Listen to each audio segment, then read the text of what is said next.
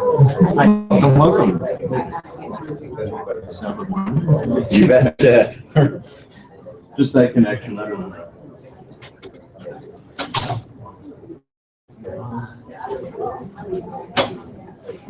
It's frustrating.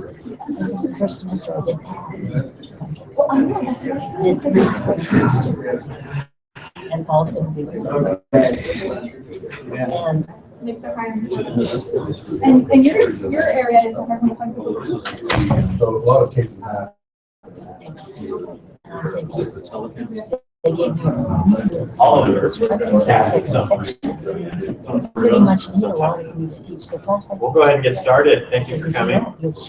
Today we're going to talk about Island 3 course maintenance policy and the updates to that policy. My name is Brad Barson. I'm an online training coordinator. I also help oversee the OCR training, so that's why I'm here. Brian Scott, the manager. We're going to be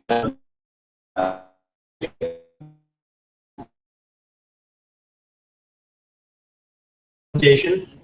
I wanted to reiterate the vision. So President Gilbert this morning in the keynote was in some aspect of what we're doing here.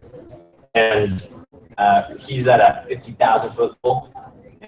Here, we're on the runway, right? So these are the things that are trying to make this happen. And in my interactions with them, they're very conscious of turnaround time for tickets and making sure that your courses are and the problems with the courses, the issues with the courses are done in a timely manner, as fast as possible. They want to ensure the quality of those fixes, that they're done correctly, and the thoroughness of those fixes. So if that fix actually has broader implications than just the one ticket you submitted, they're mindful of those three things.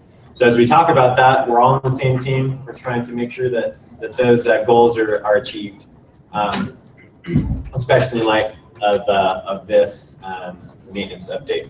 So with that, I'm sure you've heard this analogy before, but when President Clark was here, now Elder Clark, he had this analogy that exemplifies perhaps what we're doing here at BYU-Idaho, but specifically with online learning. Here's a video that exemplifies that. Imagine.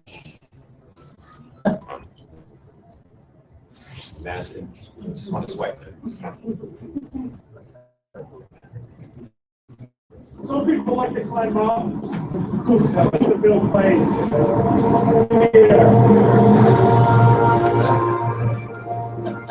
I grew up wanting to be on a plane, wanting to be at this height.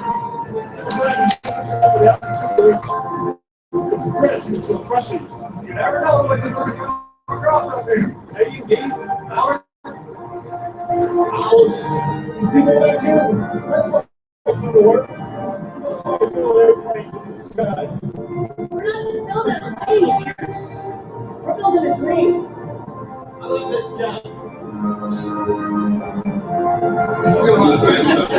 I look over there, I see that little kid. I look in his eyes.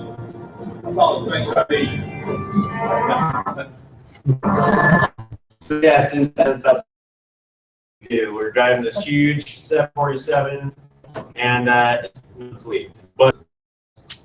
And so we appreciate your patience as we continue to develop these processes. Response. Now, as we dive, we're now at the 50,000-foot view. I'm going to take regarding student enrollment that I think you'll find enlightening. So,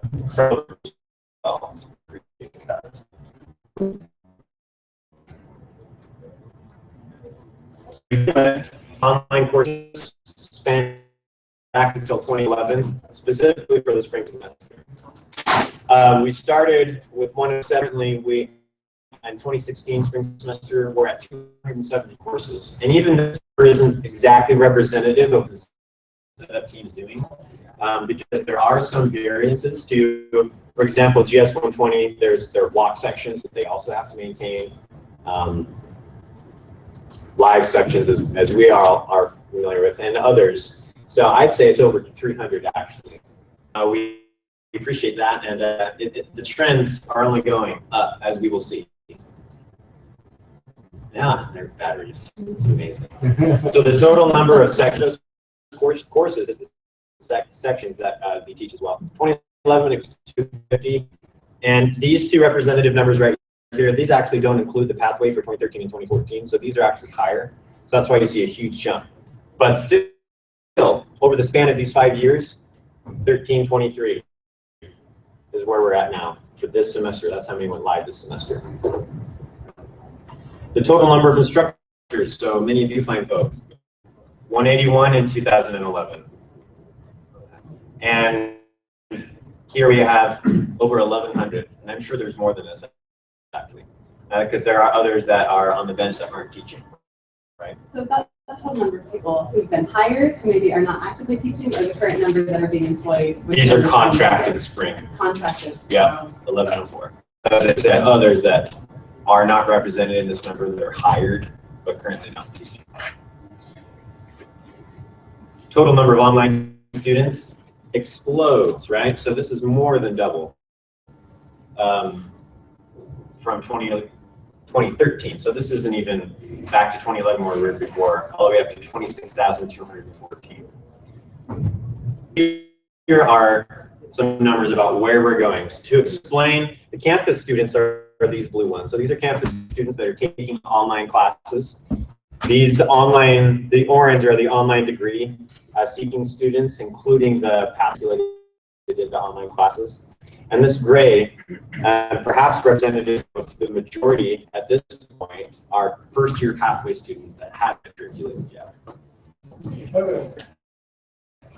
Why do you think the pickup in the on-campus students are teaching online looks like it's starting to pick up in 2016? It looks like it's pretty flat. Maybe now it's starting to pick These up. blue? Yeah, exactly.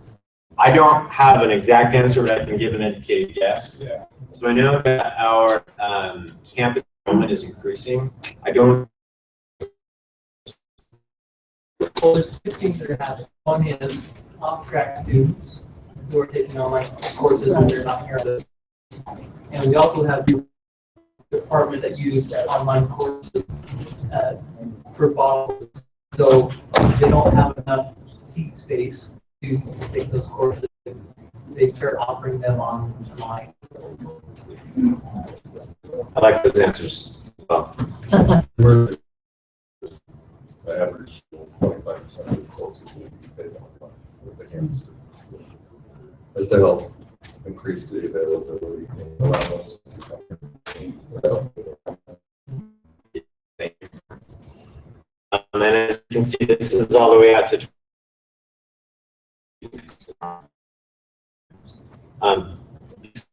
right, our team, the course maintenance team, and set a team with sister. And with the changes in the software with Island 3, it's some growth for our course maintenance policy, but also the stability. You can see where we're going. It required some changes to this policy as well. So Brian will go into those changes and the implications for instructors for those of you that are OCRs as well.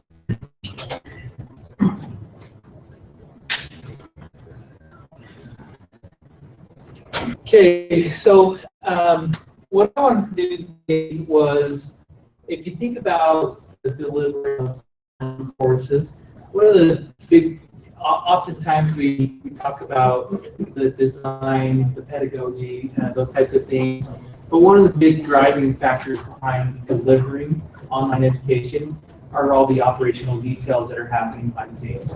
One of those things that we are specializing in is our ability to support instructors, both online instructors and also the campus faculty who have stewardship over the online courses in the ongoing maintenance and improvement of courses.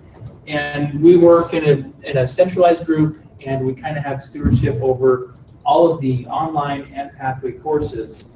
So because of the large volume and because of some of the restraints that we have with the system, we've had to tweak a few things in the policies that we send out to peers on. What does maintenance look like? So the one, most of you should have received a document not too long ago that kind of had the new policies, examples of what online